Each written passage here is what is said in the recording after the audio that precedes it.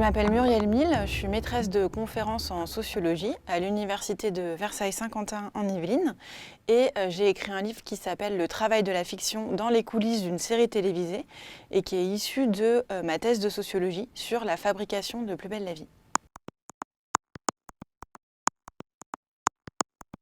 Le projet de ce livre, c'était de comprendre comment sont fabriquées les séries télévisées, d'entrer un peu dans les coulisses de leur fabrication, et c'était aussi de prendre la fiction comme un travail qui implique des contraintes économiques, d'audience, qui implique une organisation du travail, une division du travail d'écriture. Et pour ça, j'ai mené l'enquête en faisant une observation des réunions d'écriture, de la préparation et du tournage du feuilleton, et aussi en rencontrant les scénaristes et tous les professionnels qui collaborent pour produire le feuilleton.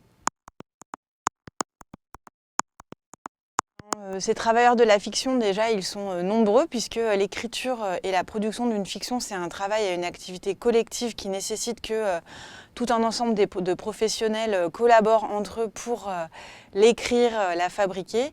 Donc il y a d'abord les scénaristes, mais aussi les réalisateurs et toutes les équipes techniques sur le tournage du feuilleton qui sont les assistantes réalisateurs, les costumiers, les maquilleurs, les preneurs de son, les chefs opérateurs, les cadreurs, les caméramans et ensuite tous les gens de la post-production, sans compter les acteurs, etc., les gens de la chaîne, les gens de la boîte de production. Du coup, c'est un très grand nombre de personnes. C'est pour ça que le travail de production de la fiction sur Plus belle la vie, il est très industrialisé et très divisé.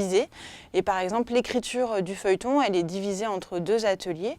Ceux qui écrivent les histoires, ce qu'on appelle les séquenciers, et ceux qui écrivent les dialogues. Ces scénaristes de Plus belle la vie, ils ne sont pas forcément très différents des scénaristes qui écrivent des séries télévisées plus légitimes, on dit en sociologie, ou des films d'auteurs.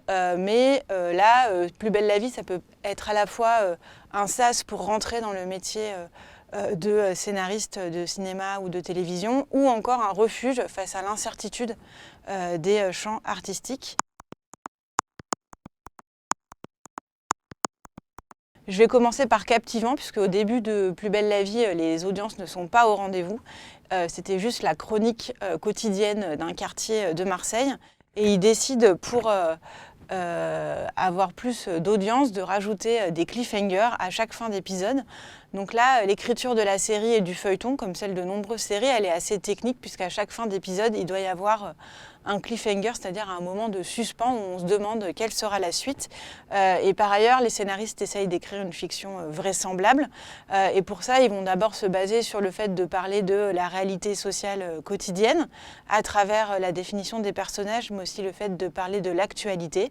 Là, ça rentre en contradiction avec le fait que ce soit captivant, puisqu'on va peut-être à la fois parler du planning familial et poursuivre un serial killer dans le même épisode.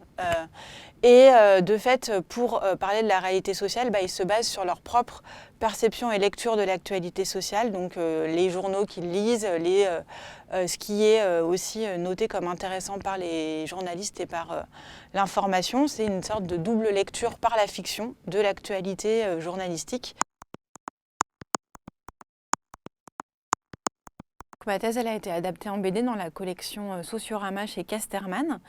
Cette adaptation elle a la particularité d'être une fiction, donc ça raconte une partie des résultats de la thèse sous forme de fiction en suivant ce qui est assez improbable, une scénariste qui voudrait s'infiltrer sur le tournage en étant figurante.